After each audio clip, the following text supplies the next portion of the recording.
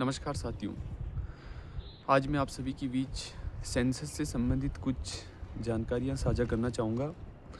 हम सभी को पता है कि प्रत्येक 10 वर्ष के अंतराल पर लोगों की यानी आबादी की गणना की जाती है। उसको ही हम जनगणना कहते हैं।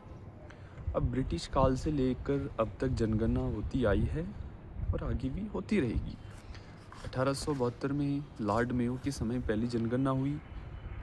उसके पश्चात 1881 के बाद प्रत्येक 10 वर्ष के अंतराल पर जनगणना की जाती है। साथियों, अभी हाल ही में जो जनगणना है, एक थोड़ा-सा मैं आपको एक चीज़ बताऊँगा। जनगणना के लिए कौन-सा मिनिस्ट्री, होम मिनिस्ट्री के अंतर्गत एक जनगणना महापंजीयक आयुक्त यानी registrar general census commissioner of India के द्वारा इसको कराई जाती है, जिसके वर्तमान में अभी जो हेड है मृत्युंजय कुमार नारायण जी है। तो जो 2000 जो ये 26-27 में जो ये जनगणना होनी है, ये 2 फेज़ में की जाएगी। पहले फेज़ में जो बर्फीले क्षेत्र है, बर्फ़ से प्रभावित होने वाले जो क्षेत्र है, जैसे जम्मू कश्मीर है, लद्दाख है, हिमाचल है, उत्तराखंड है, इन क्षेत्रों में कराई जाएगी मार्च 2026 से लेकर, और सितंबर 2026 तक ये कंप्लीट की जानी है। इसकी जो पीई है, पीई का मतलब है आबादी की गणना। और दूसरे फेज में रिमेनिंग्स ऑल स्टेट्स में जितने बचे हुए शेष राज्य हैं उनमें कराई जाएगी। तो वो अप्रैल 2027 से शुरू की जाएगी।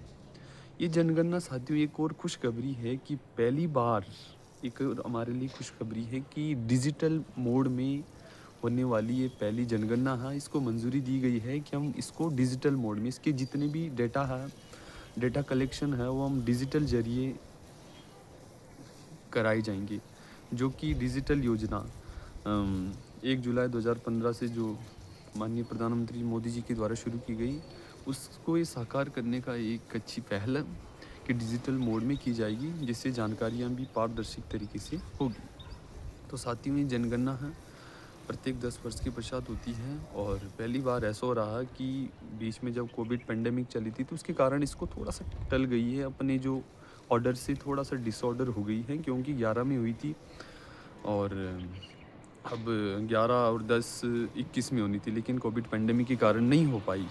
तो ये जो ये जनगणना है, 16वीं जनगणना होनी है और स्वतंत्र भारत की 8वीं जनगणना है।